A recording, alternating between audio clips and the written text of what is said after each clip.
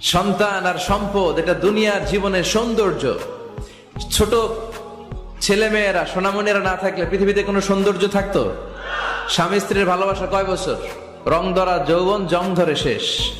1-2 বছর পরে আর আগের ওই মাতলামিটা থাকে না, ওই ভালোবাসাটা থাকে না। এরপরে ভালোবাসাটা হয় ছেলে মেয়েদের কারণে, ঠিক কিনা?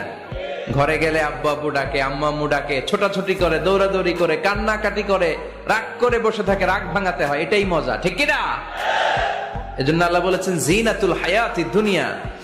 ছেলে মেয়েরা, সন্তান সন্ততি হচ্ছে দুনিয়ার জীবনের সম্পদ, দুনিয়ার জীবনের সৌন্দর্য। এক আয়াতে বললেন জিনা, আবার আরেক আয়াতে বললেন ফিতনা। ইন্নামা আমওয়ালুকুম ওয়া আওলাদুকুম ফিতনা। তোমাদের সম্পদ, তোমাদের ছেলে মেয়েগুলো যেমনি সৌন্দর্য, আবার অন দা আদার হ্যান্ড তারা তোমাদের জন্য ফিতনা। কারণ এই সন্তানের মুখে খাবার তুলে দেওয়ার জন্য অনেক বাবা হারাম পন্থায় উপার্জন করে, এরকম আছে না নাই? তাহলে ওই সন্তান শুধু জিনা না, ওই সন্তান ফিতনা। এই সন্তানের কারণে বাবা দুনিয়ায় ফিতনায় পড়ে গিয়েছে, ফিতনায় জড়িয়েছে।